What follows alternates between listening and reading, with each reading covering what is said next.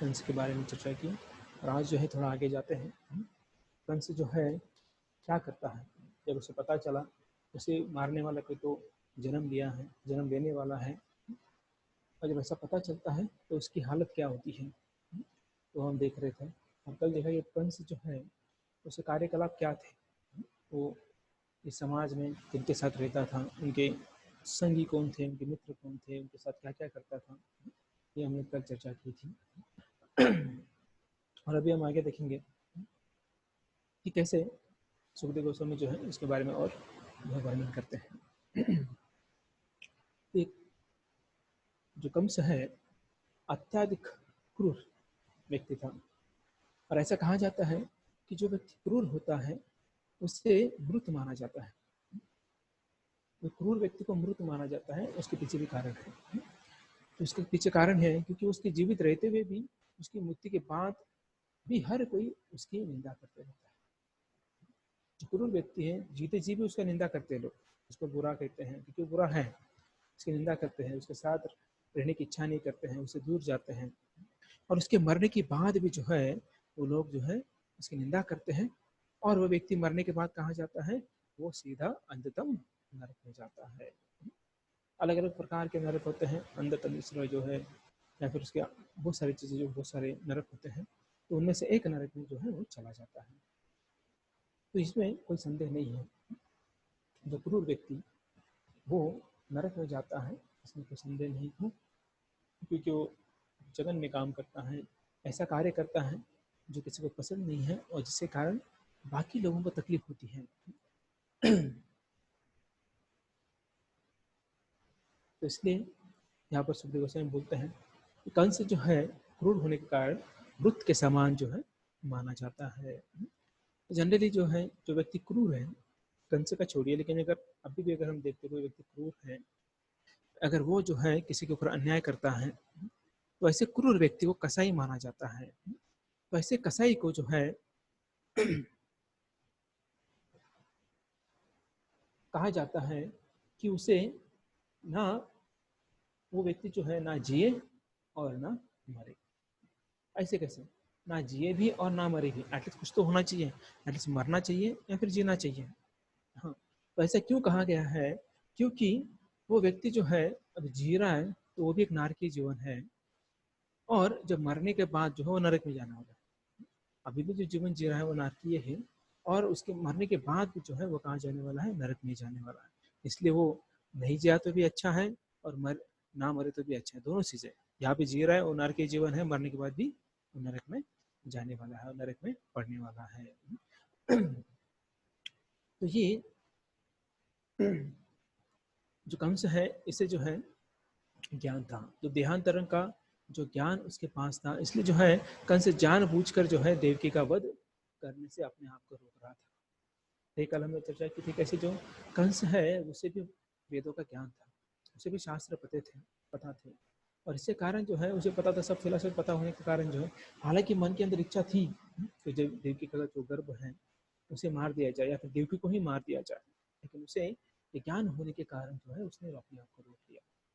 उसे पता था अगर मैं इसे मारूंगा, जैसे हम कल के श्लोक में देखें, अगर स्त्री को कोई मारता है, स्त्री, गाय, वृद्ध, शिशु, अगर इनको कोई मारता है तो कहाँ जाएगा, वो जो है नरक में चला जाएगा।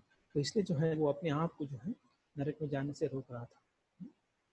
तो देखिए ये ज्ञान होने के बावजूद भी व्यक्ति जो है वो गलती कर बैठता है और ऐसे कार्य कर बैठता है जो करना नहीं चाहिए। तो ये किसके कारण होता है, ये देहात्म बुद्धि के कारण जो ये व्यक्ति भूल जाता है उसे क्या करना चाहिए क्या नहीं करना चाहिए। गंता तमोन्धम तनुमानिन ध्रुवम, तो मतलब क्या है कि तत्र तनुमानिन पापिन इति देहात्म बुद्धि वो पाप निवेश भवति। ये वो सोचकर, देहात्म बुद्धि, तो सोचकर जो है वैसे कार्य करता है। तो देहात्म बुद्धि वाले मतलब क्या है, जो लोग अपना जो अपना देह है उसे संतुष्ट करने के लिए वो आत्मा और बुद्धि लगाते हैं। बुद्धि और आत्मा जो देह संतुष्टि के लिए लगाते हैं वो देहात्म बुद्धि वाले लोग होते हैं। तो उनके जीवन में एक ही गोल होता है, क्या गोल होता है, इस देह को अच्छा रखना है, इस देह को सुख प्राप्त करके देना है। हालांकि ये इस देह का कितना भी सुख देने का प्रयास करें, ये सुख प्राप्त नहीं कर सकते हैं, क्योंकि ये भौतिक देह है, और भौतिक देह जो है उसे आध्यात्मिक सुख कभी प्राप्त नहीं हो सकता है। हाँ, हालांकि थोड़ा सुख प्राप्त होगा, ऐसा नहीं कि नहीं प्राप्त होगा। अभी बारिश हो रही है, तो बारिश के में देह को क्या सुख प्राप्त हो सकता है? ऐसे भी कुछ देह है उनको सुख प्राप्त होता है, और ऐसे कुछ देह है जिनको सुख प्राप्त नहीं होता है। फॉर एग्जाम्पल, अगर इस बारिश से किसी को तुरंत सर्दी पकड़ जाती है, तो वो उस देह को सुख नहीं प्राप्त होता है। लेकिन ऐसे भी कुछ देह होते हैं जो इस बारिश का आनंद उठाते हैं, उनको भीगने के लिए आनंद आता है, भीगने के बाद उन्हें आनंद आता है। तो देखिए, एक ही देह है, भौतिक देह है, और उस भौतिक देह का सुख जो है अलग अलग होता है। ये डिपेंड्स व्यक्ति तो पर्सन टू पर्सन। ये जो है व्यक्ति जब देहात्म बुद्धि में होता है तब ज़्यादा से ज़्यादा पाप कृत्य कर डालता है, और वो क्या बन जाता है? वो नरक का भागीदार बन जाता है। अदांत गोभिर्विषिताम तमिश्र पुनः पुनः चर्विता नाम। इसका मतलब क्या है? जो व्यक्ति जो है देहात्म बुद्धि वाला, वो अपने इंद्रिय तृप्ति पर अंकुश नहीं लगा पाता है। जैसे व्यक्ति खाने में, पीने में, आनंद मनाने में, इतना ही जो करने में, जो है इंद्रिय तृप्ति करने में ही वो आनंद सोचता है कि इसमें आनंद प्राप्त होता है, लेकिन हालांकि आनंद नहीं होता है। और ये क्यों है? क्योंकि उसे ज्ञान नहीं है किस चीज़ का? आत्मा का देहांतर एक शरीर से दूसरे शरीर में होता है। कि वही व्यक्ति ऐसा कर सकता है जिसको ये ज्ञान नहीं है। अगर जिसे पता होता है कि ये शरीर जो है ये टेम्पररी है, इसके अंदर जो आत्मा है उसे दूसरा शरीर प्राप्त होने वाला है, तब वह व्यक्ति जो है इस चीज से दूर हो जाएगा। तो देहात्म बुद्धि के कारण मनुष्य जो है कर्म बंधन में फंस जाता है। यावत क्रियास्थावदितम मानव वै कर्मात्मकम ये न शरीर बंधन। तो कर्मात्मकम ये न शरीर बंधन, मतलब जो कर्म करके इस शरीर बंधन में फंस जाता है। किसके कारण? देहात्म बुद्धि के कारण। हम अपने आप को जो है इसमें क्या कर लेते हैं? बांध लेते हैं। अलग अलग लोग अलग अलग जगह पर जो है बांध लेते हैं, शरीर को कष्ट देते हैं। जैसे शरीर को कष्ट देते हैं, इसलिए जो है हमें कहा जाता है कस्टमर। तो सभी लोग हम कस्टमर है, क्यों? कष्ट कर करके हम मर जाते हैं। इस भौतिक जगत में कष्ट तो करते हैं, लेकिन अंत में क्या होता है? हम मर जाते हैं। इसलिए हमें क्या कहा जाता है? कस्टमर कहा जाता है, जो कष्ट कर कर मर जाते हैं। और लोग उसके लिए कुछ भी करने के लिए तैयार होते हैं, कष्ट करने के लिए कुछ भी करने के लिए तैयार होते हैं, लेकिन उन्हें यह पता नहीं कि कष्ट कर कर जो है मर कर वापस इस भौतिक जीवन में आना है। तो इसलिए उन जो इनको ज्ञान प्राप्त होता है वे जो है कष्ट करते हैं, ऐसा नहीं कि नहीं करते हैं, लेकिन वो मरकर भी जीवित हो जाता है। मतलब वो मरने के बाद भगवद्धाम में चले जाता है हमेशा के लिए, वो जीवित रहने के लिए। क्योंकि अगर भौतिक जगत में जन्म लेंगे तो वापस जो है वो मर जाएगा, फिर जन्म लेगा, फिर मरेगा, ऐसा वो चलते रहेगा। कब तक? जब तक वो व्यक्ति जो है भगवान के शरण में नहीं जाएगा। न साधु मन यत आत्मनोयम असन्न पिक्लेशद आस देह। तो इसका ये क्या अर्थ क्या है? कि शरीर क्लेशद क्लेशद आस देह, तो ये देह जो है वो शन भंगुर है, क्लेश। तो ये अनेक प्रकार का कष्ट हमें देता है। लेकिन दुर्भाग्यवश जो है व्यक्ति क्या सोचता है? यही आनंद है, इसमें ही आनंद है। जैसे जो ऊँट होता है वो कैक्टस, जो प्लांट होता है कैक्टस प्लांट, ड्यूडू बोलते हैं उसे मार्केट हिंदी में। जो भी कैक्टस जो है वो जो है दिखने में जो है बाहर से जो है हरा हरा भरा रहता है, लेकिन जो ऊँट जो है वो जब वो खाता है तो खाने के बाद जो है उसे और अच्छा लगता है, और अच्छा लगता है, वो खाते रहता है।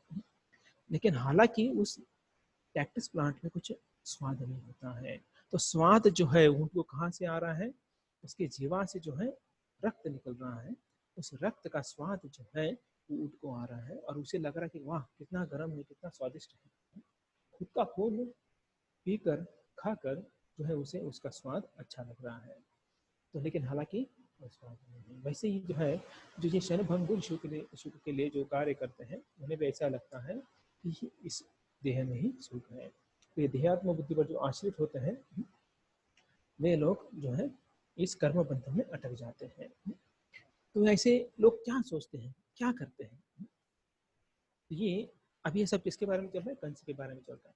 और कंस की जो प्रवृत्ति है हमारे अंदर कैसी है, तो यहाँ पर ऐसे प्रभात वर्णन करते हैं। तो हम क्या बोलते हैं, मैं अमुक राष्ट्र का हूँ, तो सभी यहाँ पर तो मैक्सिमम भारतीय है, मैं भी एक आध दो भक्त बाहर है, लेकिन वो भी भारतीय है। तो वैसा हम बोलते हैं। कहाँ से हो? इंडिया से है, भारत से है।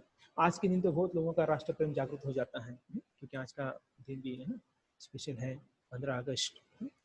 तो आज में भी अगर आप देखेंगे भगवान भी है ना, पगड़ी देखेंगे तो वैसे ही है। लोग बोलेंगे अरे आज इंडिपेंडेंस डे, मतलब भगवान तो ऑलरेडी इंडिपेंडेंट है, उनको कोई ज़्यादा स्वतंत्र दिन नहीं होता है। और जो जीवात्मा भी है वो इंडिपेंडेंट नहीं है। हम बोलते हैं आज इंडिपेंडेंस डे है, तो आप में से कोई भी एक भी जो है इंडिपेंडेंट नहीं है। ना स्टूडेंट इंडिपेंडेंट है, ना जॉब करने एम्प्लॉय इंडिपेंडेंट है, ना बॉस भी इंडिपेंडेंट नहीं है। मतलब हम सोचते कि आज इंडिपेंडेंस डे है, लेकिन हम नहीं है, हम किसी ना किसी के अधीन हैं। अगर कोई पूरा अगर पंत प्रधान भी है, वो भी नहीं पूछ सकते कि मैं इंडिपेंडेंट हूँ। क्यों? क्योंकि वो प्रकृति के गुणों के अधीन आता है। इसका मतलब क्या है, इस भौतिक जगत में जो भी कुछ व्यक्ति है, जो भी आत्मा है, जो भी देह है, जो भी जीवात्मा है, कोई भी स्वतंत्र नहीं है। तो हम स्वतंत्र दिन क्या करते हैं, मनाते हैं। तो इसका मतलब क्या है, हम अज्ञान में है। तो जोरदार आज सुबह जो भी है 7:35 या 7:50 तक जो है लोग झंडा वंदन करके सलाम क्या बोलते कुछ तो करते रहते हैं। तो हालांकि क्या है, एक देह आत्मबुद्धि होने के कारण जो है वो ऐसा मनाते हैं। हालांकि हम स्वतंत्र नहीं है, हम सभी बंधे हुए हैं। क्यों बंधे हुए हैं? क्योंकि हम कर्म करते हैं इस भौतिक जगत में आकर, उस कर्म के कारण हम बंधन में फंस जाते हैं। और उस बंधन में फंसने के बाद फिर वापस वापस बार बार बार बार में शरीर प्राप्त होता है और हम बंधे जाते हैं। व्यक्तिगत, सामाजिक, जातिगत और राष्ट्रगत रूप से हम कर्मानुबंध में फंस जाते हैं। और ये कौन से बंधन होते हैं? पापमय जटिलता, क्लिष्ट होते हैं। तो ऐसे क्लिष्ट में हम बंधे जाते हैं और हम क्या बोलते हैं, हम शरीर निर्वाह के लिए ये सब करते हैं। और कुछ कुछ लोग ऐसे भी होते हैं, वो शरीर निर्वाह के लिए किसी और शरीर का वध कर देते हैं। जैसे कल हम चर्चा कर रहे थे कि जो ऐसे लोग होते हैं उन्हें कसाई कहा जाता है। तो ऐसे लोग जो होते हैं कसाई कहा जाता है, जो दूसरे शरीर का वध करते हैं, तो उन्हें कहाँ जाने के लिए रास्ता मिल जाता है? नरक में जाने के लिए रास्ता उन्हें प्राप्त हो जाता है। इसलिए जो है कंस जानबूझकर देवकी का वध नहीं करते हैं, क्योंकि उसे नरक में जाना नहीं है। गंता तमो अंधम, मतलब क्या है कि अंतिम गंतव्य वो है अंधतम नरक होता है। गंता तमो अंधम, तो ये उनका गंतव्य क्या होता है? अंधम, मतलब जो अंततम नरक होता है। किसका? जो जो है कसाई होते हैं। तो ऐसे जो कंस है वो कसाई नहीं बनना चाहता था, उसे नरक में नहीं जाना था, इसलिए वो देवकी का वध नहीं करता है। हालांकि उसके दिमाग में विचार आया था, अभी 8वां पुत्र आने तक क्यों वेट करना चाहिए, बेटर है देवकी को मार देते हैं। लेकिन वो बुद्धिमान था, वो पढ़ा लिखा था, शास्त्र का ज्ञान था, इसके कारण जो है वो सोचता है अगर मैं देवकी को मारूंगा तो ये सही नहीं होगा, उचित नहीं होगा, मैं अंततम नरक में चला जाऊंगा। बेटर है मैं वेट करता हूँ। इसका वेट करता हूँ। जो बच्चा जो है, जो भी बच्चा है, वो तो उसको भगवान नहीं मानता था, विष्णु गाली देता था विष्णु को। तो वो ये जो है सोचता था कि मैं अभी वेट करता हूँ। बहुत सारे तर्क वितर्क लगा दिए हैं कंस ने, लेकिन वो वध करने के लिए डरता था, कतराता था। ये डर ना बोले हम, लेकिन कतराता था कि अगर मैं करूँगा तो इसका कुछ अलग परिणाम हो सकता है, बेटर है मैं वध ना करूँ। और उसने अभी क्या निश्चय किया है, अभी मैं वेट करता हूँ, प्रतीक्षा करता हूँ, जब तक जो है जो विष्णु जो है वो प्रकट नहीं होते हैं। तो कंस जो है, अभी हम कंस का चिंतन देखेंगे। कंस बहुत चिंतन करता था और हम लोग तो उसके सामने कुछ भी नहीं है। वो इतना चिंतन करता था। किसका करता था? वो जो है वो विष्णु का चिंतन करता था, कृष्ण का चिंतन करता था, भगवान का चिंतन करता था। और देखिए वो कहीं पर भी हो, सिंहासन पर बैठे हो या कमरे में बैठा हो या बिस्तर पर लेटा हो, या फिर वो जो है खाते पीते सोते घूमते look each and every time जो सिर्फ वो जो है अपने शत्रु भगवान ऋषिकेश का जो है वो ध्यान करता था, उनको ही देखता था। जिधर भी अगर वो खा रहा है तो उसे लग रहा है कि अरे वो दिख रहा है, वो बैठा है सिंहासन पर और देख रहा है सामने, उसे लग रहा है कि दो पिलर है, उस पिलर जो है उसको क्या दिख रहा है, कृष्ण बलराम दिख रहे हैं या फिर कृष्ण दिख रहे हैं। तो हर जगह सर्वव्यापक अगर बोला जाए मतलब एवरीवेयर जो है वो कृष्ण को देख रहे हैं। तो कंस जो है ये सब जगह जो है कृष्ण को देख रहे हैं, और जब कृष्ण को देख रहे हैं तो इसका मतलब क्या हो गया है, वो कृष्ण भावना भावित हो गया है। कंस जो है कृष्ण भावना भावित हो गया है। तो श्री रूप गोस्वामी बोलते हैं अनुकूलेन कृष्णानुशीलनम, तो हमें जो है कृष्ण भावना भावित कार्य करना चाहिए। क्यों कृष्ण भावना भावित कार्य करना चाहिए? क्योंकि हमें कृष्ण भावना भावित होना चाहिए, कॉन्शियस ऑफ कृष्ण बनना चाहिए। तो एक बार प्रभुपाद बोलते हैं कि अगर हमें कृष्ण कॉन्शियस अगर बनना है तो उसके पहले क्या करना चाहिए, हमें कॉन्शियस ऑफ कृष्ण होना चाहिए। तो समझ में आ गया, अगर कृष्ण भावना भावित बनना है तो उसके पहले हमें कॉन्शियस ऑफ कृष्ण मतलब कृष्ण के बारे में हमें सोचना चाहिए, तभी जाकर हम कृष्ण भावना भावित होंगे। अन्यथा सिर्फ नाम के लिए हम हरे कृष्ण वाले रह जाएंगे, नाम के लिए हरे कृष्णा लेकिन कृष्ण के बारे में कभी सोचते नहीं है। तो इसलिए हम जन्माष्टमी आई थी तो कितना अच्छा मौका था कि हमें कृष्ण के बारे में सोचने के लिए बहुत अच्छा मौका था, लेकिन ये हमारे ऊपर है कि हमने सोचा या नहीं सोचा, फिर हम सोचना चाहिए या नहीं चाहिए। तो ये तो कंस जो है हरे कृष्णा डिवोटी बन गया। कैसे बन गया? क्योंकि वो सोते जागते उठते बैठते खाते पीते चलते फिरते सब समय जो है कृष्ण को याद करता था। उसका मतलब क्या हो गया, कृष्ण भावना भावित हो गया, उसकी भावना जो है वो कृष्ण में थी। लेकिन यहाँ पर कृष्ण में जो भावना थी वो कैसे थी, शत्रु के रूप में थी, ना कि वो मित्र के रूप में थी। ये कंस जो है कृष्ण को शत्रु मानता था लेकिन हमेशा याद करता था। देखिए हम जो है दो लोगों का हमेशा याद करते हैं, एक तो शत्रु का, हमेशा हम शत्रु के बारे में सोचते रहते हैं, या फिर दूसरा जो है वो हमारा प्रियकर या प्रेयसी। तो ये जो है हमें क्या करना चाहिए कि हमें आइदर जो है मित्र बनाना चाहिए या शत्रु बनाना चाहिए। तो तभी हम जो है कृष्ण भावना जो है, तो हमें क्या करना चाहिए, भगवान को हमेशा क्या मानना चाहिए, प्रिय करवाना चाहिए। शत्रु मानेंगे तो नो प्रॉब्लम, लेकिन क्या होगा, हम उस भावना में नहीं आएंगे। तो बेटर है हम, और हम सुख प्राप्त नहीं कर पाएंगे। जब हम भगवान को शत्रु मानेंगे तो हम सुख प्राप्त नहीं कर पाएंगे। जो है यहाँ पर जो किनके साथ हो रहा है, कंस के साथ हो रहा है। वो हालांकि कृष्ण भावना भावित है लेकिन वो भगवान को शत्रु मानता है। लेकिन जो कृष्ण भावना भक्त होता है वो हमेशा सुखी हो सकता है, कब, जो है जब वो कृष्ण भावना भावित हो जाता है। तो कैवल्यम सुखम, अर्थात कृष्ण में तादात्म्यम भी कोई बहुत बड़ा लाभ नहीं। कैवल्यम नरकायते, जो भगवान को शत्रु मानता है वो सिर्फ सिर्फ नरक में जाएगा, और जो भगवान को भगवान मानता है, प्रियकर मानता है, तो 5 रसों में सेवा करता है, वो जो है हमेशा के लिए सुखी बन सकता है। तो ये हमारे हाथ में है, सुखी बनना है कि दुखी बनना है। तो ये हमारे हाथ में है कि हमें क्या बनना है। तो कर्मीजन क्या अभिलाषा रखते हैं? कर्मीजन जो है वो अभिलाषा रखते हैं कि स्वर्ग में जाने की इच्छा रखते हैं, स्वर्ग में जाने की लालसा रखते हैं। दुर्दांत इंद्रिय काल सर्पटली वृथा कतंता श्रेय। इसका मतलब क्या है, ये जो है योगी लोग ये इंद्रियों को वश में करने का प्रयास करते हैं और सुखी बनते हैं, और जो ज्ञान रूपी है ये बहुत सारा ज्ञान इकट्ठा कर कर जो है सुखी बनना चाहते हैं। तो कर्मजन क्या करना चाहते हैं, स्वर्ग जाना चाहते हैं और सुखी बनना चाहते हैं। जो योगी लोग हैं वो इंद्रियों को वश में कर कर सुखी बनना चाहते हैं। जो ज्ञानी लोग हैं वो ज्ञान प्राप्त करके सुखी बनना चाहते हैं। लेकिन जो भक्त योगी है, जो भक्त है, ना वो स्वर्ग जाना चाहते हैं ना इंद्रिय को वश में करना चाहते हैं, ना वो जो है ज्ञान प्राप्त करना चाहते हैं। ये तीनों से परे है भक्त, क्योंकि उन्हें क्या है, क्या करना है उन्हें, उन्हें भगवत धाम जाना है, इन तीनों से परे। तो इन्हें इसमें कोई अभिलाषा नहीं होती है, ना ये कोई इंटरेस्टेड रहते हैं।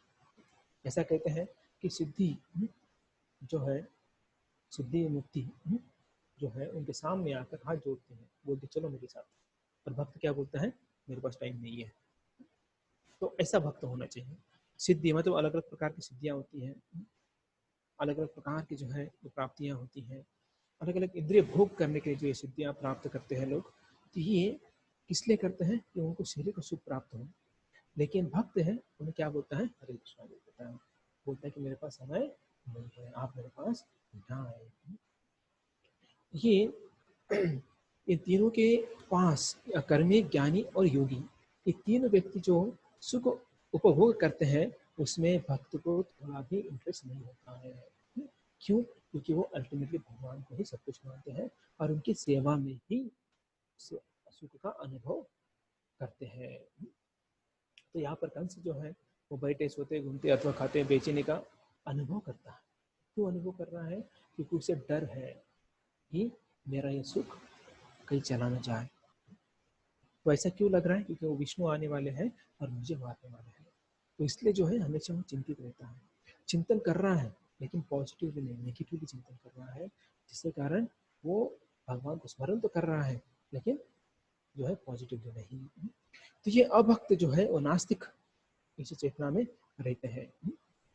तो अभी ये विज्ञानी लोग क्या बोलते हैं, उनका ऊपर एग्जाम्पल देते हैं कि ये शरीर जो है वो, ये शरीर या जीवन जो है वो रासायनों से बना हुआ है, कुछ केमिकल्स के कारण जो है ये जीव बना है, ऐसा वैज्ञानिक लोग जो है मानते हैं।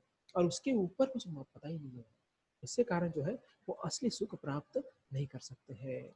जब वो भगवान के वस्तु को टाल देते हैं, मानते नहीं है, तो उन्हें आखिर में नरक का रास्ता ढूंढना पड़ता है। तो देखिए कंस जो है यद्यपि हरि के विचार में सदैव डूबा रहता है, लेकिन किंतु वो सुख भी नहीं हुआ है, वो सुख प्राप्त नहीं कर पा रहा है, क्योंकि वो जो है निगेटिवली सोच रहा है। वही भक्त चाहे सिंहासन रूढ़ हो या वृक्ष के नीचे बैठा हो, वो सदैव सुखी रहता है। भक्त के लिए ऐसा नहीं है कि अरे बढ़िया एसी झोपड़ी झोपड़ी एसी रूम होना चाहिए, वहां बैठकर जो है वो जप कर सके, अच्छा भोग प्राप्त होना चाहिए, जो खाकर वो जो है सुख प्राप्त कर सके। तो ऐसा उसका इच्छा नहीं रहता है, ऐसी उसकी मंशा नहीं रहती है। तो भक्त चाहे सिंहासन आरूढ़ हो या फिर भक्त चाहे किसी पेड़ के नीचे बैठकर भगवान की भक्ति करते हो, तो उनको दोनों ही समान है।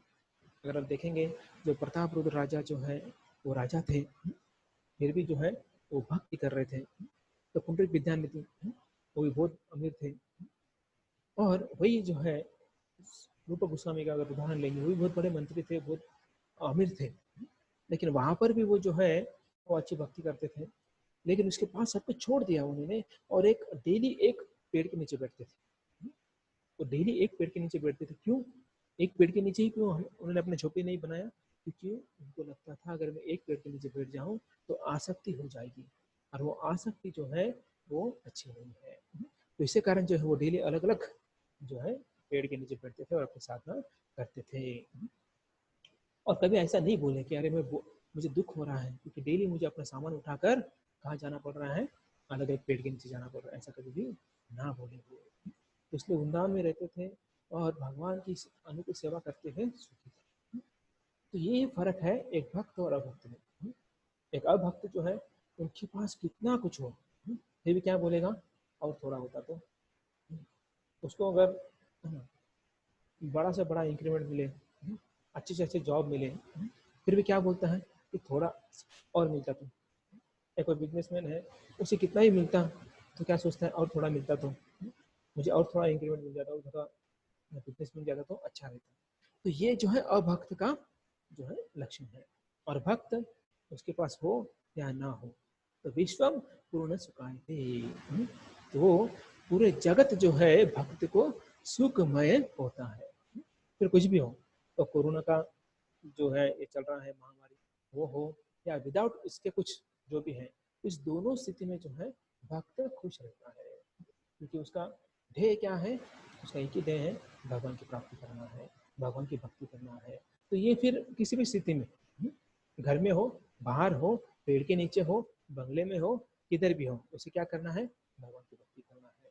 इसलिए विश्वम पूर्ण सुखाय थी, अगर उसे भक्ति करने के लिए समय और जगह मिल गया तो पूरा विश्व जो है उसके लिए सुखमय है। और जो भौतिकवादी होता है, जो अभक्त होता है, उसके लिए पूरा विश्व दे दो, ये सब तुम्हारा है, फिर भी सोचेगा तो दूसरा बाजू वाला ईश्वर मिल जाता तो मुझे। तो ऐसा जो है ये अभक्त होता है, और भक्त कम्प्लीटली उल्टा होता है। तो यहाँ पर ब्रह्मा भविष्य तैत्रेय, मतलब ब्रह्मा जो है अभी ये सब वो भी देख रहे हैं, जितने जो देवी देवता हैं वो भी सब देख रहे हैं, ऊपर से सब देख रहे हैं। और क्यों देख रहे हैं, क्योंकि उनकी भी इच्छा है कि भगवान जल्दी से जल्दी आए और जो है वो अपनी बाल लीलाएं का आस्वादन कर सके। तो ऑलरेडी ये जो देवी देवता हैं वो ऑलरेडी आ चुके थे, इसका आप अपना जो पार्ट है वो निभा रहे थे। तो अभी जो सभी देवी देवता जो है वो आ जाते हैं, इसलिए आ जाते हैं स्तुति करने के लिए। शिव जी, नारद, देवल, व्यास जैसे महामुनि, इंद्र, चंद्र, वरुण जैसे देव देवता है, वो अदृश्य रूप में देवी के कक्ष में पहुंच गए। कहाँ, जेल में आ गए सब लोग। अभी आप बोलेंगे इतने बड़े बड़े देवी देवता हैं, वो जेल के अंदर कैसे पहुंच गए? और पहुंच गए तो पहुंच गए, लेकिन वहां पे इतना जगह कहाँ से आ गया? तो यहाँ पर क्या लिखा है कि अदृश्य रूप में। अदृश्य रूप में मतलब वो दिखाई नहीं दे रहे हैं। तो ये नहीं भी हमें तो पता ही है कि जो स्वर्ग के वासी है वो जमीन के ऊपर पैर नहीं रखते हैं, पृथ्वी पर। हाँ? ये जो है वहां पर आकर जो है स्तुतियां प्रदान करने लगे, कि इनको समझ गया था कि जो भगवान कृष्ण जो है वो देवी के गर्भ में आ गए हैं। तो वहां आकर उनका गुणगान करने के लिए जो वहां पर वो आ गए। तो देखिए, जब कृष्ण जन्माष्टमी होती है तो हमें भी क्या करना है, कृष्ण का गुणगान करना है। सिर्फ कृष्ण जन्माष्टमी नहीं, जैसे बाकी भी जो होते हैं, जैसे अभी श्री राधिका अष्टकम जो है हम गाते हैं, क्यों गाते हैं, क्योंकि श्रीमती राधा रानी का गुणगान होता है उसके अंदर। तो वो जो है क्यों गा रहे हैं हम लोग, क्योंकि श्रीमती राधा रानी अभी प्रकट होने वाली है। तो ऐसे जो है सभी भक्तों को क्या करना चाहिए, भगवान का गुणगान करना चाहिए, गुणगान सुनना चाहिए। तो यहाँ पर हम प्रभात बताते हैं कि असुर और सूर, पद्म पुराण में ऐसे बोलते हैं कि द्वैभूत सर्गो लोकेस्मिन् दैव असुरम एव च, मतलब दो प्रकार के लोग होते हैं, एक असुर होते हैं, एक सूर होते हैं। सूर मतलब जो देवता के सूर में सूर मिलाते हैं वो सूर होते हैं, जो असुर के सुर में सुर मिलाते हैं वो असुर होते हैं, या फिर देवता के सुर में नहीं मिलाते हैं सुर, वो असुर होते हैं। तो ये यहाँ पर जो है इन दोनों में बड़ा अंतर हमने देखा, कैसे कंस जो है लगातार भगवान या उनकी माता को मारने का प्रयास कर रहा है, अलग अलग योजनाएं बना रहा है। तो ये हमने देखा, जैसे जो अलग अलग आगे जाके देखेंगे, जब कृष्ण का जन्म हो जाता है तब सभी देवताओं को बुलाता, सॉरी सभी असुर को बुलाता है, जो उसके मित्र हैं, बकासुर, अगासुर, नरकासुर, पुतना, धेनुकासुर, ये सबको वो बुलाता है और प्लानिंग करता है कि कैसे जो है जो बच्चे हैं उनको सबको मार देना है। ये किंतु भक्तगण, जो यह भी जो है कृष्ण भावना भावित था, लेकिन सही नहीं था। तो भक्त भी होते हैं कृष्ण भावना भावित, तो लेकिन वो क्या करते हैं, विष्णु भक्त स्मृत देव। तो ये हमेशा जो है विष्णु की भक्ति करते हैं और उनका जो है स्मरण करते हैं। तो ब्रह्मा जी का अगर हम देखेंगे बात, तो ब्रह्मा जी जो है बहुत बड़े शक्तिशाली थे, शक्तिशाली है।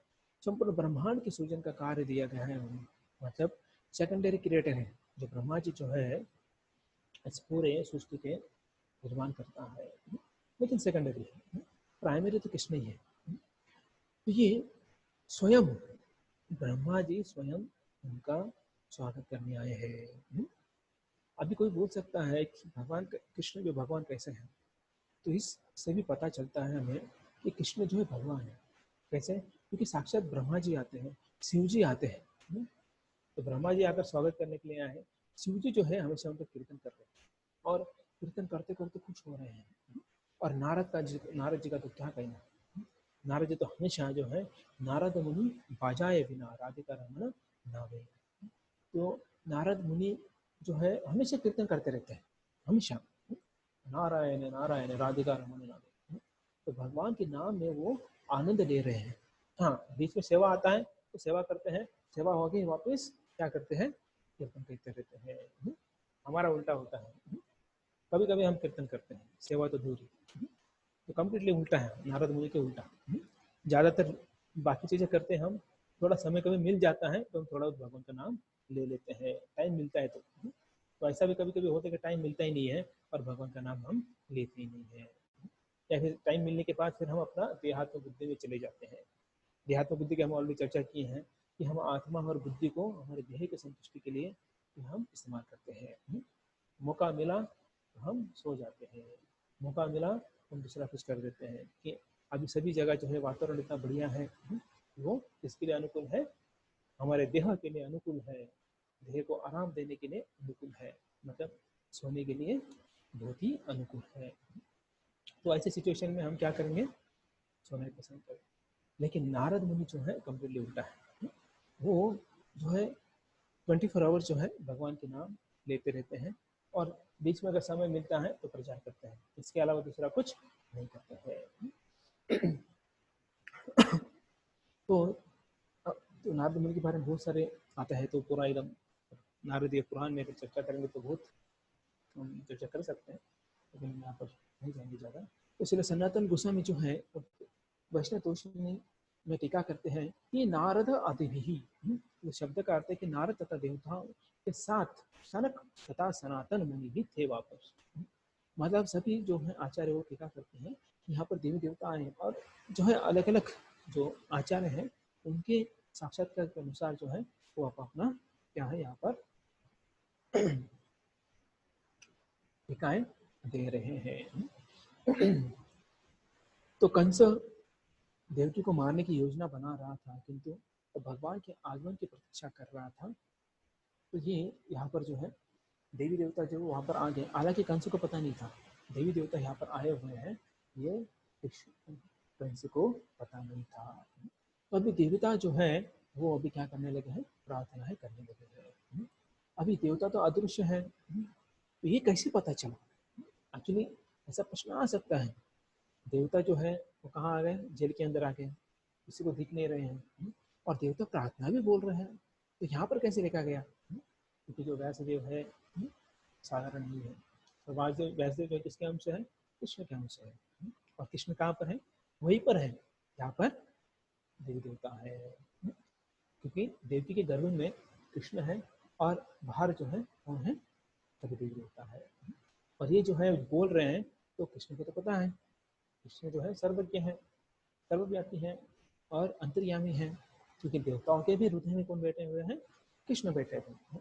अगर ऐसा कोई किसी को डाउट आता है तो कृपया ये डाउट क्लियर कर लीजिए, क्योंकि भगवान जो है सबके हृदय में निवास करते हैं।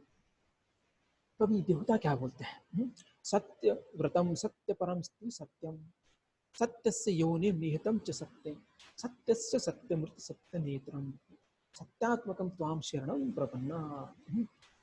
ये जो है क्या बता रहे हैं, सत्य सब सत्य जितने भी सत्य है। तो देवताओं ने प्रार्थना की, क्या प्रार्थना की, ये प्रभु आप अपने पूर्ण व्रत से कभी भी विचलित नहीं होते हैं, क्योंकि आप जो निर्णय लेते हैं वही पूरी तरह से सही होता है। तो जो भी आप करते हैं, जो भी आप निर्णय लेते हैं तो वो सही होता है, और आपने जो व्रत लिया है उससे विचलित नहीं होते हैं। जैसे हम जो है क्या किए हैं, जन्माष्टमी का हम क्या कर लिए हैं, संकल्प किए हैं, सबने किया है ना संकल्प, नहीं किया तो आज कर लो, कल बोला था शायद भूल गए होंगे तो आज कर लीजिए। तो संकल्प करते हम है ना, नव 9 दिवस, मतलब है ना 9 दिन जो है हम अच्छी तरह से याद रखते हैं, 10वें दिन हम भूल जाते हैं, कह रहे हैं क्या संकल्प लिया था, अरे भूल गए, जाने दो अभी आगे कल लिखते हैं। तो ऐसा हम कर लेते हैं, एटलीस्ट मेरे बारे में बता रहा हूँ आपको। तो लेकिन यहाँ पर जो देवता है वो बोल रहे हैं कि आप आपके व्रत से बिल्कुल विचलित नहीं होते हैं। हालांकि देखिए यहाँ पर जो है डर है, देवकी माता वसुदेव को डर है कि कंस जो है कहीं मारेगा, क्योंकि उनको वो डर है। लेकिन फिर भी भगवान जो है यहाँ पर आए हैं, क्यों आए हैं कि वो प्रकट होना चाहते हैं और आगे जाके कंस को मारेंगे, तो वो जो निर्णय लेते हैं वो सही होता है। अभी कोई बोल सकता है भगवान आप ऐसे कैसे हैं, आपके भक्तों को आप इतने दिन, अभी अगर देखेंगे अभी कम से कम 8 साल जो देवी सॉरी देव की पर वसुदेव है, कम से कम 8 साल तो जेल में रहे हैं। कैसे? क्योंकि हर साल अगर एक शिशु जन्म ले रहा है तो ऐसे कितने हो गए, 7 हो गए थे, और अभी ये 8वें हैं, मतलब 8 साल हो गए हैं देवकी और वसुदेव जेल में है। तो ऐसे कोई बोल सकता है कि ऐसे कैसे भगवान है कि आप अपने भक्तों को तकलीफ दे रहे हो, लेकिन जो देवकी और वसुदेव है वो दुख में नहीं थे। क्यों नहीं थे? क्योंकि उनको पता था कि भगवान उनके कोख से जन्म देने वाले हैं, इसलिए देवकी भी खुश थी और वसुदेव भी खुश थे। कौन से ऐसे माता पिता हैं जिनको भगवान अपने पुत्र के रूप में नहीं चाहिए? यहाँ पर जितने बेटे हैं ऐसा कोई है कि नहीं नहीं हमें नहीं चाहिए, तो उसमें जो आएंगे ना वो तकलीफ देते हैं। कैसे तकलीफ देते हैं? पहले जेल में जाना पड़ेगा, जेल में उधर रहना पड़ेगा, तो बाहर निकलने नहीं देगा, जैसे अभी क्वारंटाइन होना पड़ेगा, जेल के अंदर क्वारंटाइन होता है ना, जैसे अभी कोरोना के कारण क्वारंटाइन हो जाते हैं लोग, तो वैसे क्वारंटाइन होना पड़ेगा, तो बाहर जाने को नहीं मिलेगा, तो जो है ऐसा सोचेंगे हम लोग। लेकिन देवकी और वसुदेव कभी ऐसा सोचे नहीं है, तो वो जो है वो सोचे कि हम कितने भाग्यशाली हैं कि भगवान हमारे पुत्र के रूप में आ रहे हैं। ये जो सृष्टि का पालन, संहार और या फिर जो मेंटेनेंस है, ये 3 अवस्था में जो है जगत में इन 3 अवस्था में वर्तमान रहते हैं, तो ये आप जो है परम सत्य है। मतलब ये 3 सत्य तो है, लेकिन इससे परे जो सत्य है वो आप है। तो कोई तब तक आपकी कृपा का भाजन नहीं बन सकता जब तक वो पूरी तरह से आज्ञाकारी न हो। तो इसका मतलब क्या है? देवता बोल रहे हैं कि जब आपकी कृपा प्राप्त होगी, लेकिन कब प्राप्त होगी? जब तक वो पूरी तरह से आज्ञाकारी न हो, क्योंकि आपके आज्ञा का जब तक कोई पालन नहीं करता है तब तक जो है किसी को आपकी कृपा प्राप्त नहीं होगी, ऐसा जो है बोलते हैं। और इतना ही नहीं, ऐसे दिखावटी लोग जो है प्राप्त नहीं कर सकते। तो देवी देवता क्या बोल रहे हैं? तो दिखावटी कर रहे हैं, हाँ जी, हाँ जय गुरुदेव, जय कृष्ण, हरि बोल करते रहते हैं। तो ये दिखावटी जो है, जैसे भक्तिविनोद ठाकुर बोलते हैं ना, माथिर तिलक गलेर माला कलेर चेला। ये कलेर चेला होते हैं जो हालांकि माथे पे तिलक लगाते हैं, गले में माला लगाते हैं, लेकिन वो सिर्फ दिखावटी होता है। हाथ में बिरबैग लेंगे, घुमाते घुमाएंगे, सिर्फ घुमाते घुमाते पूरा दिन भर घुमाते रहेंगे, लेकिन ऐसे दिखावटी जो लोग होते हैं उनको भगवान कभी प्राप्त नहीं होते, भगवान की कृपा कभी उन्हें नहीं प्राप्त होती है। तो इसे देखिए सनातन गोस्वामी, रूप गोस्वामी जो है, इन्होंने दिखाया नहीं है कि मेरे पास इतना था उतना था, उन्होंने एक नाव भरकर सुवर्ण मुद्राएं दे दी।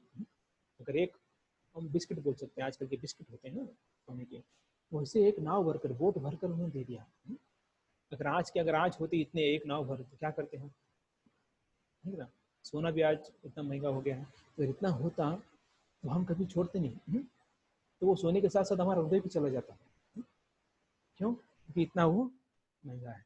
लेकिन जो रूप और सनातन गोस्वामी उन्होंने ऐसे ही छोड़ दिया उसे, क्योंकि क्यों छोड़ सके वो? क्योंकि उनका हृदय जो है कहाँ था?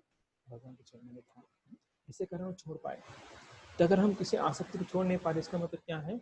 अभी तक हमें हमारे अंदर भगवान के प्रति प्रेम या भगवान के प्रति आसक्ति नहीं है। तो ऐसा दिखावटी जो है वो नहीं चलता है। तो आप मतलब कृष्ण जो है सृष्टि के सारे अवयव के असली सत्य हैं, इसलिए आप अंतर्यामी कहलाते हैं। अंतर्यामी क्यों कहलाते हैं? क्योंकि जितने अवयव है तो उसकी जो है वो असली सत्य है।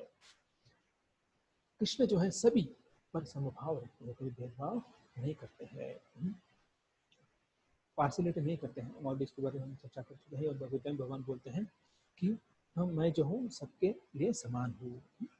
और देवता बोलते हैं कि आपका आदेश, कृष्ण का आदेश प्रत्येक काल में हर एक पर लागू होता है। जो भी भगवान बोलते हैं, जो भी आदेश देते हैं, वो हर एक के ऊपर जो है लागू होता है। ऐसे नहीं बोल सकता कि भगवान मेरे नहीं बोले हैं। लोग बोलते हैं ना, जब भगवान मुझे बोलेंगे ना मैं आऊँगा मंदिर में, लेकिन भगवान तो ऑलरेडी बोल दिए हैं मेरे पास आओ, लेकिन हम बोलते कि नहीं भगवान आना चाहिए। भगवान ऐसे क्या बोलते उसे, खाली थोड़ी बैठे हैं या उनको कुछ काम धाम थोड़ी नहीं, ऐसा नहीं है, बहुत बिजी है। और ऑलरेडी हमें बोल दिया गया है, बोल दिया है कि आप सबको मुझे ही शरण जाना है। अगर हम उनके शरण नहीं जाते हैं तो हम दुखी दुखी रहेंगे। और ये देवता आखिर में बोलते हैं कि हम आपको नमस्कार करते हैं और आपकी शरण में आए हम, आप हमारी रक्षा। जो देवी देवता ब्रह्मा जी, शिव जी, इंद्र, चंद्र, वरुण, वायु, जितने भी देवी देवता हैं वो सब के सब कहाँ आए हैं? वो जेल के कटघरे में आए हैं अदृश्य रूप में, और भगवान के चरण में प्रार्थना अर्पण कर रहे हैं कि आप सब कुछ है, अंतर्यामी हैं, आप परम सत्य हैं, आप ही जो है जो निर्णय लेते हैं वो सही है, आप जो भी आदेश देंगे वो हर एक पर लागू होता है। तो ऐसे जो है वो क्या कर रहे हैं? प्रार्थना कर रहे हैं। और आखिर में क्या बोल रहे हैं कि आपको हम शरण आए हैं कि आप हमारी रक्षा करिए। तो इसलिए भगवान को समझना या परम सत्य को समझना इतना आसान नहीं है। तो कौन समझ सकता है परम सत्य को? जो भक्त है। तो एकमात्र जो है उपाय है, एकमात्र ढंग है, वह क्या है? भक्ति। तो इसलिए देवतागण अपनी रक्षा के लिए परम सत्य की ही शरण ले रहे हैं। हम अपनी रक्षा के लिए क्या करते हैं? सीसीटीवी लगाते हैं, है ना, बाउंसर बुलाते हैं, या फिर सिक्योरिटी गार्ड बुलाते हैं, पुलिस को बुलाते हैं। लेकिन ये सब हमारी रक्षा कर सकते हैं क्या? ये कोई भी हमारी रक्षा नहीं कर सकते, क्योंकि वो खुद अपनी रक्षा नहीं कर सकते। आप कितना ही बड़ा बाउंसर लेके आओ, कितना बड़ा बॉडीगार्ड लेके आओ, उसके हाथ देके 47 हो या कुछ भी हो, तो रक्षा कर सकता है क्या? नहीं कर सकता। अगर छोटा सा वायरस घुस गया उसके अंदर, क्या करेगा? ये छोटा एग्जाम्पल नहीं, कोरोना वायरस घुस गया अंदर, तो कौन से गन से मारेगा उसे? नहीं मार पाएगा उसे। तो इसका मतलब जो है कोरोना जो है वो, उससे भी हम अपने आप को बचा नहीं सकते हैं। तो इसलिए हमें क्या करना है? इसको शरण जाना है जो परम सत्य है। परम सत्य कौन है? कृष्ण है। तो कृष्ण को हमें शरण जाना है, तभी हम बच सकते हैं। तो ये जो देवता है, तद भवित अल्पमेधसाम अंतवंतु फलम तेषाम। तो ये अल्पमेधसाम है। तो ये अल्प जो है हमें क्या देते हैं? अल्प मतलब थोड़े काल के लिए क्षणिक होते हैं, उनका फल और सीमित भी होता है, लिमिटेड होता है और क्षणिक भी होता है। इसलिए जो है हमें उनके पीछे ना लगकर हमें जो नश्वर है उनके पीछे लगना चाहिए। जो हमें फल अनलिमिटेड में प्राप्त होना चाहिए, लाभदायक होना चाहिए, तो ऐसे जो है वो कहाँ मिलेगा? जब हम परम शक्ति की पूजा करेंगे और परम शक्ति को हम शरण जाएंगे, तभी हम ये प्राप्त हो सकता है। सत्यम परम धीमहि। तो ये प्रहलाद महाराज बोलते हैं कि बालस्य नेह शरणम पितरो नश्य नार्कस्य चागत मुदनवती मज्जतो नौ। मतलब क्या है कि हमें बच्चों को लगता है कि मेरे रक्षक माता पिता हैं, लेकिन माता पिता उनके रक्षक नहीं है। क्यों नहीं है? क्योंकि वो कुछ नहीं कर सकते हैं, उनके हाथ में कुछ भी नहीं है। तो अल्टीमेटली यहाँ असली रक्षक भगवान ही होते हैं। जैसे जब गर्भ में जो शिशु होता है तो उसका ख्याल कौन रखता है? माँ रखती है? नहीं रख पाती, भगवान रखते हैं। जब शिशु जन्म लेता है तो खाने पीने का माँ टेंशन लेती है? नहीं लेती है। उसे तो पता ही नहीं है कि शिशु जन्मने के बाद उसे क्या खिलाना चाहिए, क्या पिलाना चाहिए, कुछ पता नहीं। वो तो भगवान ही जो है वो शिशु की जो है क्या करते हैं? खाने पीने का इंतजाम करते हैं। तो इसलिए जो है भाले की उपेक्षा भगवान द्वारा होती है, तो तब जो है माता पिता होते भी वो कष्ट भोगता है। मतलब क्या है? हम अगर भगवान की उपेक्षा करेंगे या फिर भगवान अगर बालक को त्याग देंगे तो माता पिता होते हुए उसे कष्ट भोगना पड़ता है। जैसे किसी रोगी व्यक्ति सारी चिकित्सा होने पर भी मर जाता है, करेक्ट? जैसे किसी को कोरोना हो गया, उसका दवाई नहीं है, कितना भी हॉस्पिटल में डालो उसे, कितना कुछ दवाई खिलाओ, वो तो मर जाएगा। क्यों? क्योंकि उसको दवाई नहीं है ना। तो वैसे ही अगर भगवान से हम दूर चले जाते हैं तो हमें बचाने वाला कोई नहीं रहता है। तो हमें देवता जो है उनकी शरण नहीं लेना चाहिए। तो देवता भी क्या बोलते हैं? जानबूझकर कहते हैं कि सत्यात्मकम स्वाम शरणम प्रपन्ना। मतलब क्या है कि आप सत्यात्मकम, आप एक ही सत्य हो, इसलिए हम आपको शरण जा रहे हैं। कौन बोल रहे हैं? इस भौतिक जगत के सबसे श्रेष्ठ लोग, सबसे टॉप लोग, टॉप के लोग बोल रहे हैं। ब्रह्मा शिव जो है बोल रहे, सबके टॉप है यहाँ पर। वो अगर भगवान को शरण जा रहे तो हम हमें क्या करना चाहिए? हमें भी उनके शरण में जाना चाहिए। तो देव जो है ऐसा स्तुति करते हैं। तो ये हालांकि जो देवताओं भी लोग जो है वो भी सताए गए हुए हैं इनके कारण, कंस और उनके फ्रेंड्स के कारण। तो इसलिए जो है वो यहाँ पर आकर भगवान को बोल रहे कि भगवान आप हमें यहाँ से निकालिए, हम हमें इस जो कंस के चंगुल से हमें निकालिए है। तो कृष्ण जो है सबके ज्ञाता है, भूतकाल, वर्तमान काल और भविष्य काल के, और बाकी सब जो है वो नहीं रहते हैं। तो अभी बाकी जो षड ऐश्वर्य है उनके सबसे श्रेष्ठ है, इसके अलावा कुछ नहीं है। तो ये जो विश्वनाथ चक्र ठाकुर है वो बताते हैं इसमें कि कृष्ण अवतारी अर्थात सारे अवतार के उद्गम है। तो उसके लिए वो एग्जाम्पल देते हैं, ब्रह्म संहिता में आता है, ब्रह्मा जी बोलते हैं। तो एक दीपक जो है वो क्या करता है, एक दीपक दूसरा तीसरा चौथा ऐसे जो है दीपक जो है वो बढ़ते जाते हैं, है ना। तो हम जो है दिवाली आएगी अभी, दिवाली में क्या करते हैं, पहले एक दीपक जलाते हैं, उस एक दीपक से जो है बाकी दीपक जलाते हैं, लेकिन अल्टीमेटली जो है एक दीपक जो है वो मेन रहता है, और उस दीपक से ही जो है बाकी दीपक जलाए जाते हैं। तो इसका मतलब क्या है कि बाकी सभी दीपक जो है वो भगवान मेन नहीं होते हैं, ओरिजिनल जो है वो एक ही होता है, और बाकी सब जो है अलग अलग होता है। लेकिन जो पहला दीपक है वो कौन है, आदि पुरुषम गोविंदम आदि पुरुषम तमहम भजामि। तो ये आदि जो है वो पहला वाला है। तो यहाँ पर अभी जो है बहुत अच्छी तरह से वो थोड़ा टेक्निकल है, जो देवी देवता है बोलते हैं कि वो शरीर को जो है अलंकारिक रूप में बताते हैं। तो थोड़ा ध्यान से सुनिए। तो शरीर एक है, इसको आदि वृक्ष बोला जाता है, और इस शरीर को जो है तो ये इस भौतिक प्राकृतिक भूमि पर आश्रित होता है, और उसमें दो प्रकार के सुख भोग और दुख भोग होता है, दो फल, एक सुख और दुख, एक शरीर दो फल सुख और दुख। और इसकी तीन जड़ें होती है, तीन जड़ें, कौन सी जड़ें, सत्वगुण रजोगुण तमोगुण, और ये तीन जड़ें होते हैं। और इस शारीरिक रूपी फलों के स्वाद चार प्रकार के होते हैं। तो ये चार प्रकार के कौन से होते हैं, धर्म अर्थ काम मोक्ष, ये चार प्रकार के स्वाद होते हैं। और ये जो है पांच ज्ञान इंद्रिया द्वारा छह प्रकार की परिस्थितियां होती हैं, शोक मोह जरा मृत्यु भूख तथा प्यास, जो है ये छह चीजें होती हैं।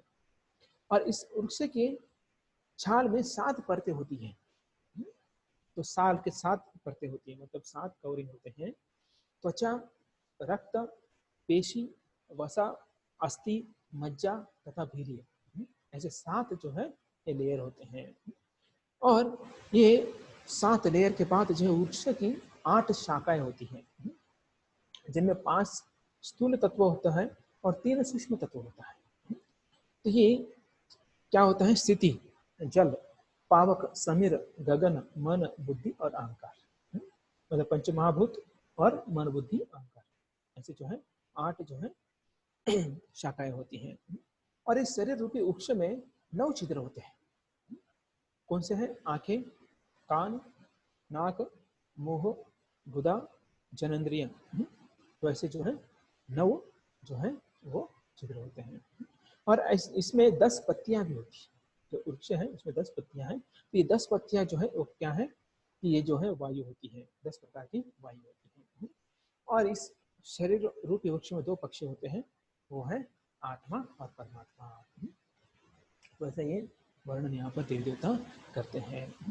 तो आगे हम देखेंगे कैसे ये तो भगवान जो है यहाँ पर आते हैं कि दुख क्या करते हैं, दुख मिटाने के लिए आते हैं, और प्रेम का आनंद जो प्रेमांजन जो है वो देने के लिए, प्रेमांजन चरित भक्ति विलोचन संतेव सदैव हृदयेषु विलोकयन्ति। ये जो है विद्वान भक्त कष्टों को भी क्या करता है, भगवान की उपस्थिति का रूप स्वीकार करता है।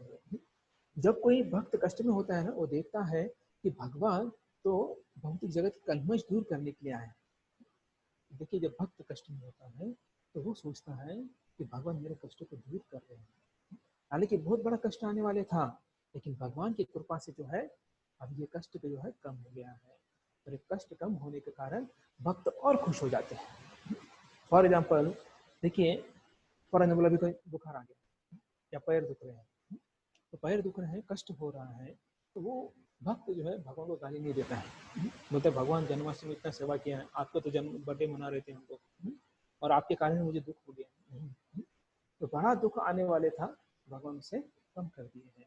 और ऐसे दुखों से क्या होता है, हमारे कल्मश जो है निकल जाता है और हमारा हृदय जो है वो शुद्ध हो जाता है। जब हृदय शुद्ध हो जाता है तो भगवान को आने के लिए रास्ता जो है वो आसान हो जाता है। तो इसलिए भक्त कष्ट की अवस्था को भगवान का दूसरा रूप ही स्वीकार करते हैं। लेकिन क्या है, जो भक्त नहीं वो गाली देते भगवान को, क्या भगवान नहीं मिला था क्या आपको, इस पूरे दुनिया में ये दुख देने के लिए नहीं मिला था, ऐसा कौन बोलता है, जो भक्त नहीं होता है।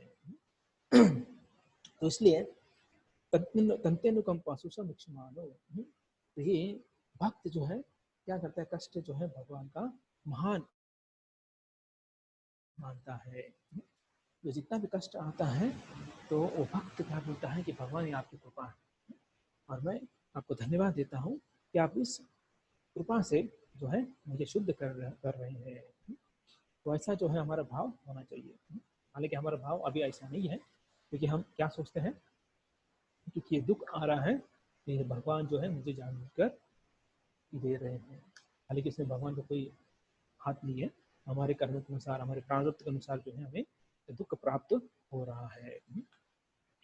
तो ये जो है वो देवी देवता बोलते हैं कि आपने जो है ना भक्तों के लिए ये पूरा संसार जो है कैसे बनाया है, गोवत्स पदम, गोवत्स पदम मतलब गो मतलब गाय, गोवत्स, गोवत्स मतलब जो है, गो मतलब गाय, वत्स मतलब बछड़ा और पदम, तो वो बछड़े का जो पाव होता है, तो उस खुर, खुर बोले हम, तो उतना जो है आप इस भौतिक जगत को बना दिए हैं। तो सोचिए अगर इतना सब बना दिए हैं तो उसे क्रॉस करना कुछ बड़ी बात है, बिल्कुल नहीं है। तो हम जो है आसानी से इस अज्ञान के सागर से, इस बहु सागर को आसानी से पार कर सकते हैं। कैसे, जैसे उस छोटे से जो है उस खुर को हम लांग सकते हैं। तो भगवान जो है हमारे लिए, भक्तों के लिए जो है वो ऐसा बनाते हैं। लेकिन भक्तों को क्या करना है, हमें महाजन, जो महान संत मुनि है, उनके चरण चिन्हों का अनुकरण हमें करना चाहिए। तो ऐसे ही नहीं, तो सबके लिए ऐसा उन्होंने बनाया नहीं है। किसके लिए बना है, जब कोई महाजनों को फॉलो करते हैं, साधुगुणों को फॉलो करते हैं, उनके चरणों पर चलते हैं, तो ऐसे वो क्या करते हैं, भगवान इस भौतिक जगत को, इस भव सागर को छोटा सा बना देते हैं। इतना छोटा बना देते कि हम आसानी से उसको क्रॉस कर सके। तो ऐसा जो है भगवान दयालु होते हैं। भगवान यहाँ पर वो भगवान को बोले कि हमारी इच्छा पूरी करने वाले भगवान है, वांछा कल्पतरुभ्यश्च होते हैं। कल्प वृक्ष के समान जो है वो हमारी इच्छाएं पूरी करते हैं। तो यहाँ पर जो है और आगे बोलते हैं कि जो भले ही कठिन तपस्या में परम प्राप्त करने अपने को मुक्त मान लेते हैं, लेकिन हालांकि मुक्त कभी होते नहीं है। तो कैसे अभक्तगण होते हैं, बहुत बड़ा पोस्ट पोजिशन प्राप्त करते हैं, बोलते हैं कि मेरे जीवन का सिद्धि प्राप्त होती है। बहुत लोगों का आशय होती है कि बस मुझे जो है इंजीनियर बनना है, वो टॉप क्लास वन ऑफिसर बनना है, या ज़िंदगी में एक बार जो है प्रेसिडेंट बनना है, वाइस प्रेसिडेंट बनना, जो भी है मन में इच्छा होता है वो हो गया तो मेरा जीवन का लक्ष्य पूर्ण हो गया। तो लेकिन ऐसा नहीं है। तो पद या पोजीशन जो है वो टेम्परेरी होता है। तो वह राष्ट्रपति बने या प्रधानमंत्री बने, प्रधानमंत्री बने, तो उसे तो अपने पद को छोड़ना ही पड़ता है एक नहीं दिन।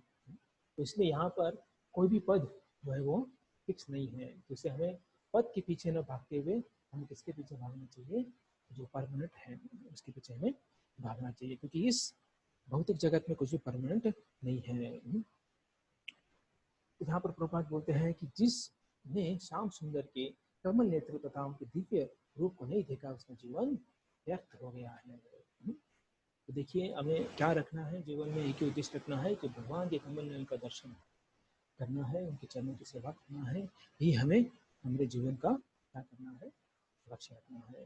तो प्रभुपाद इतना ही बोलते हैं कि स्वल्पम उपस्य धर्म से त्रायतो ममतो भयात्। अगर हम थोड़ा भी कुछ करते हैं तो बड़े से बड़े डेंजर से मुक्त हो जाते हैं।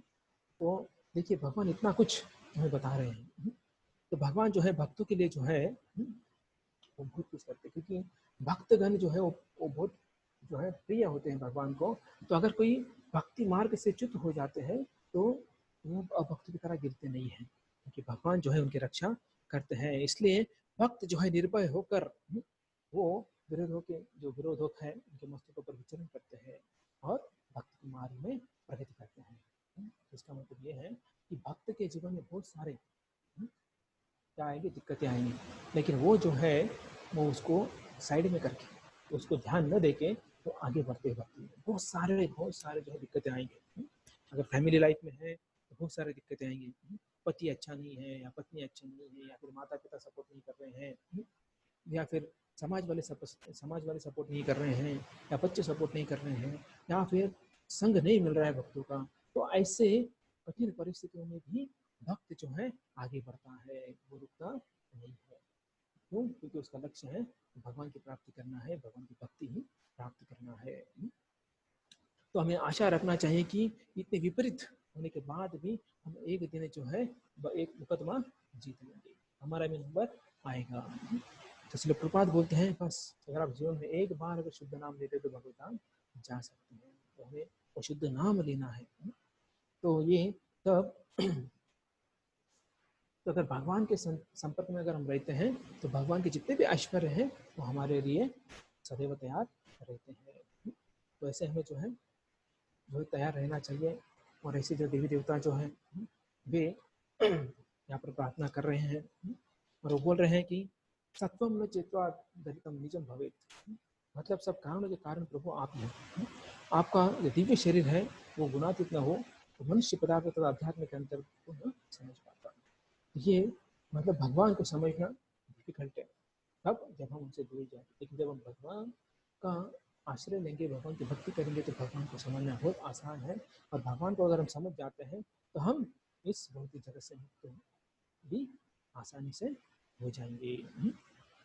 तो अंत में हम देखते कैसे यहाँ पर वे बोल रहे हैं कि देवी देवता कि हम बहुत भाग्यशाली हैं कि आप यहाँ पर प्रकट हो रहे हो इस धरा पर और हमें मौका दिया है आपने कि आपके जिस लीलाओं में भाग लेने का, और आपका जो पर्पस है इस धरती पर जो बोझा हुआ है वो शीघ्र अतिशीघ्र आप दूर करने वाले हैं, उसके लिए आप यहाँ पर प्रकट हुए हैं। और आप जो है हमें आप अपने जो कार्य में हमें मौका दे रहे हैं उसके लिए हम बहुत बहुत धन्यवाद देते हैं। तो ऐसे ये जो है गर्भसूति यहाँ पर जो है समाप्त होती है। और अभी कल जो है हम देखेंगे कि कृष्ण जन्म, उसके बारे में हम कल चर्चा करेंगे।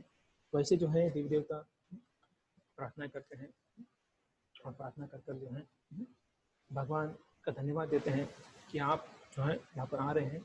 हम बहुत बहुत धन्यवाद देते हैं क्योंकि आप आने के बाद जो असुर हैं उनका नाश होने वाला है और जो भक्त हैं वो खुश होने वाले हैं। इस प्रकार से यहाँ पर जो है गर्भसूति समाप्त हो जाती है। तो कल हम भगवान कृष्ण का जन्म देखेंगे।